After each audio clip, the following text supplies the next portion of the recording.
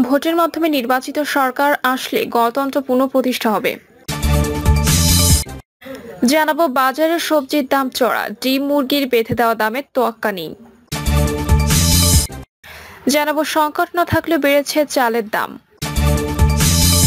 এই আন্দোলনে অন্যতম ভূমিকায় ছিল জামায়াত।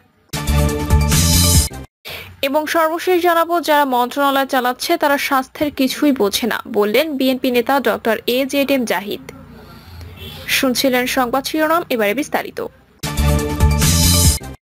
ভোটের মাধ্যমে নির্বাচিত সরকার আসলে গণতন্ত্র পুনঃপ্রতিষ্ঠা হবে।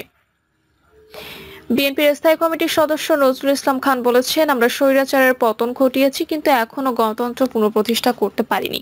ভোটের মাধ্যমে নির্বাচিত সরকার আসলে গণতন্ত্র পুনঃপ্রতিষ্ঠা হবে। তিনি আন্দোলনে নিহতদের শহীদী মর্যাদা দেওয়ার দাবি করে পরিবারের প্রতি সমবেদনা জানিয়ে আহতদের পাশে থাকার জন্য বিএনপি নেতাদের নির্দেশ দেন। বিশেষ অতিথির বক্তব্যে বিএনপি যুগ্ম মহাসচিব সৈয়দ ইমরান সালহ প্রিন্স বলেন, দীর্ঘদিনের আন্দোলনের ফসল শেখ হাসিনা পালিয়ে গেছে, গণতন্ত্রের নতুন সূর্যোদয় উদিত হয়েছে। নির্বাচনের মাধ্যমে গণতান্ত্রিক শাসন ব্যবস্থা প্রতিষ্ঠা করতে হবে।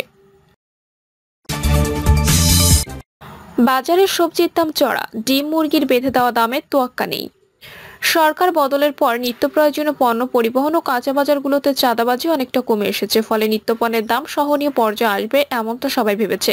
কিন্তু দাম তো কমেনি, বরং নানা অজুহাতে কাঁচা বাজারের পণ্যের দাম বেড়েই চলেছে। গত এক সপ্তাহে সবজি, ডিম, মুরগি সহ নিত্যপণ্যের দাম কেজি প্রতি বেড়েছে 5 থেকে 20 টাকা পর্যন্ত। ব্যবসায়ীরা বলছেন, বন্যা ও বৃষ্টির কারণে নিত্যপণ্যের বাজারে প্রভাব পড়ছে। তবে বাজার বিশেষজ্ঞরা বলছেন, অন্তর্বর্তীকালীন সরকারের বাজার নজরদারি কম থাকায় ফরিয়ারা ভোক্তার পকেট কাটছে। রাজধানীর কারওয়ান বাজার, বনশ্রীর মেরাদিয়া বাজার সহ বিভিন্ন কাঁচা বাজার ঘুরে দেখা গেছে সপ্তাহের ব্যবধানে বেশিরভাগ সবজির দাম বেড়েছে। বাজার ভেদে চড়া দামে বিক্রি হচ্ছে ডিম ও মুরগি। সবজি বাড়তি দামের জন্য বন্যা ও বৃষ্টিকে দুষলেন কারওয়ান বাজারের সবজি বিক্রেতা সোহেল রানা। তিনি আজকের পত্রিকাকে বলেন, বন্যা ও বৃষ্টির কারণে সবজির চাষ ক্ষতিগ্রস্ত হয়েছে, ফলে চাহিদার তুলনায় সরবরাহ কম, ফলে দাম কিছুটা বেড়েছে। কারণ বাজারে মুরগি ব্যবসায়ী মোহাম্মদ মিলন জানান, মুরগির কেনা দামের উপর ভিত্তি করে বিক্রির দাম নির্ধারণ করেন, ফলে মুরগির দাম কমা বাড়া পাইকারি ব্যবসায়ীরা ঠিক করেন। এখন ব্রয়লার মুরগি কেজি প্রতি 185 থেকে 190 টাকায় বিক্রি হচ্ছে। আগে বিক্রি হচ্ছে 175 থেকে 180 টাকা দামে। সোনালিকা বিক্রি হচ্ছে 240 থেকে 150 টাকা দামে। আগে কেজি প্রতি 10 থেকে 15 টাকা কমে বিক্রি হয়েছিল। সংকট না থাকলেও বেড়েছে চালের দাম। সরবরাহের কোনো সংকট না থাকলেও বাজারে চালের দাম বেড়েছে। গত 5ই আগস্ট আওয়ামী লীগ সরকারের পতনের পর থেকে কেজি প্রতি চালের দাম 4 থেকে 8 টাকা পর্যন্ত বেড়েছে বলে পাইকারি ব্যবসায়ীরা জানিয়েছেন। ভোক্তা অধিকার সংগঠন বলছে, বাজারে সরকারের নজরদারি কম থাকায় ব্যবসায়ীরা সুযোগ নিচ্ছেন। পুরান ঢাকার বাবুবাজারের মেসার্স মা বাবা দোয়া রাইস এজেন্সির মালিক মনির হোসেন জমাদার বলেন, জুলাইয়ের শেষ দিকে পাইকারিতে প্রতি কেজি মিনিকেট চালের দাম ছিল 58 থেকে 66 টাকা। বর্তমানে তা 63 থেকে 70 টাকায় বিক্রি হচ্ছে। তখনকার 58 থেকে 59 টাকা কেজির নাজির শাইল চাল এখন 64 থেকে 78 টাকায় বিক্রি হচ্ছে। এছাড়া 51 থেকে 52 টাকায় মাঝারি মানের চালের দাম এখন 57 থেকে 60 টাকা কেজি। খিলগাঁও কাঁচা বাজারের খুচরা চাল ব্যবসায়ী কালাম রাইস স্টোরের মালিক কালাম ব্যাপারী বলেন, মাস দুয়েক আগের প্রতি কেজি মিনিকেট চালের দাম ছিল 68 থেকে 70 টাকা। বর্তমানে তা 72 থেকে 75 টাকায় বিক্রি করছেন। 73 থেকে 75 টাকায় নাজির শাইল এখন বিক্রি করছেন 80 টাকায়। 57 থেকে 58 টাকায় BR28 ও BR29 চাল এখন 62 টাকায় বিক্রি করছেন। রাজধানীর কারওয়ান বাজারের কিচেন মার্কেটের চাল ব্যবসায়ী জসিম উদ্দিন বলেন, সাম্প্রতিক বন্যার সময় ত্রাণ দেওয়ায় মাঝারি মানের চালের দাম বাড়ে, এরপর আর কমেনি। মিলাররা চালের দাম বাড়ানোর চেষ্টায় আছেন, পরিস্থিতি বুঝে তারা দাম বাড়িয়ে দেবেন। চালের দাম বাড়ার বিষয়ে পাইকারি ব্যবসায়ীরা বলছেন, দেশের কয়েকটি জেলায় ত্রাণের জন্য চাল কেনা বেড়ে যাওয়ায় মাঝারি মানের চালের চাহিদা অনেক বেড়ে গিয়েছিল। এই কারণে ওই ধরনের চালের দাম অনেকটাই বেড়েছে। সেই প্রবণতা অনুসরণ করে অন্যান্য চালের দামও বেড়েছে। নওগাঁ জেলা ধান চাল আড়তদার সমিতির সভাপতি নীরদ বরণ সাহা বলেন, গত এক সপ্তাহের ব্যবধানে তাদের পাইকারি বাজারে মাঝারি মানের চালের দাম কেজি প্রতি 4 টাকা পর্যন্ত বেড়েছে, তবে অন্যান্য চালের দাম অপরিবর্তিত রয়েছে।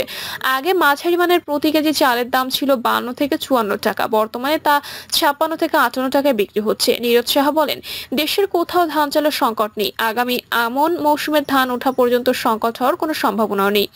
আমন মৌসুমে ধানের জন্য বৃষ্টির চাহিদা ছিল, সেটিও পূরণ হয়ে গেছে। চালের দাম বাড়ার বিষয়ে ভোক্তা অধিকার সংকট কনজুমার্স অ্যাসোসিয়েশন অব বাংলাদেশের সহসভাপতি SM নাজের হোসাইন বাজারে সরকারের নজরদারির অভাবের কথা বললেন।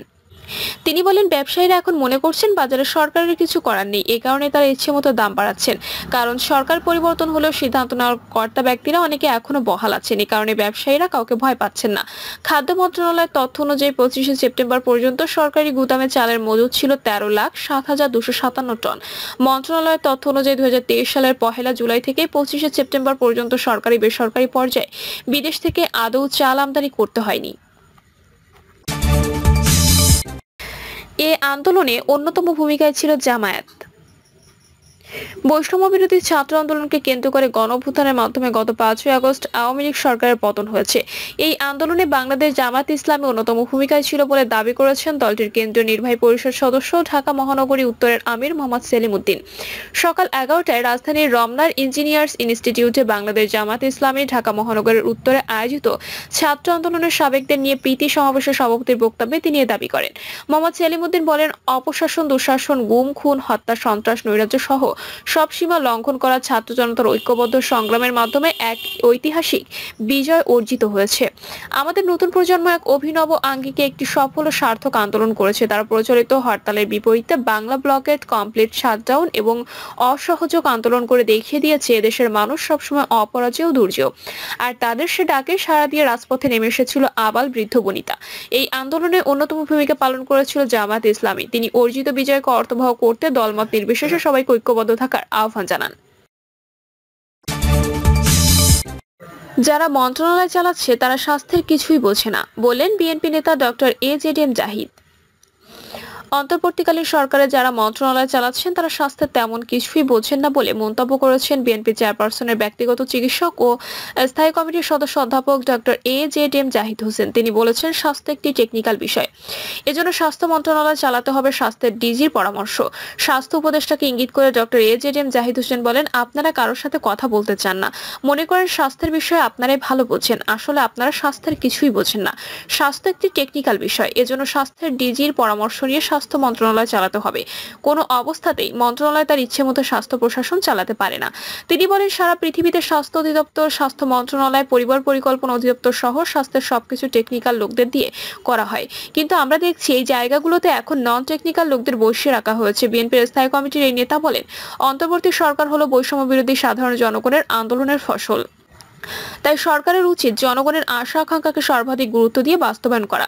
কিন্তু দুর্ভাগ্যজনক হলে এখনো স্বাস্থ্য খাত থেকে বৈষম্য বিতাড়িত করা হচ্ছে না। তিনি বলেন, স্বাস্থ্য খাতে পরনির্ভরশীলতা কমাতে হলে দেশের স্বাস্থ্য সেবার মানোন্নয়ন করতে হবে। আর স্বাস্থ্য ব্যবস্থার মানোন্নয়নে কোয়ালিটি মেডিকেল টেকনোলজিস্ট এবং কোয়ালিটি ফার্মাসিস্ট তৈরি করতে হবে। স্বাস্থ্য সেবা একটা সমন্বিত কার্যক্রম। গুণগত সেবা দিতে চাইলে নার্স, টেকনোলজিস্ট যেমন দরকার, ফার্মাসিস্টও দরকার। সবার নেতৃত্বে থাকবেন চিকিৎসকরা। অধ্যাপক ডক্টর AJDM জাহিদ হোসেন আরো বলেন, গত সরকারের আমলে রাজনৈতিক বিবেচনায় ফার্মাসিস্ট সেক্টর সবচেয়ে ক্ষতিগ্রস্ত হয়েছে। সরকারি বেসরকারি সেক্টরে গুণগত মানোন্নয়ন করতে হবে। একটা সময় দেশে প্রাইভেট সেক্টরে উচ্চশিক্ষায় কোনো সুযোগ ছিল না।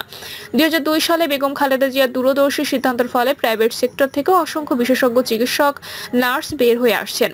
ফার্মাসিস্ট সমাবেশে বিশেষ অতিথি হিসেবে উপস্থিত ছিলেন বিএনপি চেয়ারপারসন উপদেষ্টা পরিষদের সদস্য ও জিয়াউর রহমান ফাউন্ডেশনের নির্বাহী পরিচালক অধ্যাপক ডক্টর ফরহাদ হালিম টোনার, বিএনপি স্বাস্থ্য বিষয়ক সম্পাদক doctor Rafiqul Islam, medical technologist সহ আরো অনেকে। প্রিয় দর্শক, এই ছিল এখনকার সর্বশেষ সংবাদ। আপডেট সব সংবাদ পেতে চ্যানেলটি সাবস্ক্রাইব করে বেল আইকনটি ক্লিক করে রাখুন।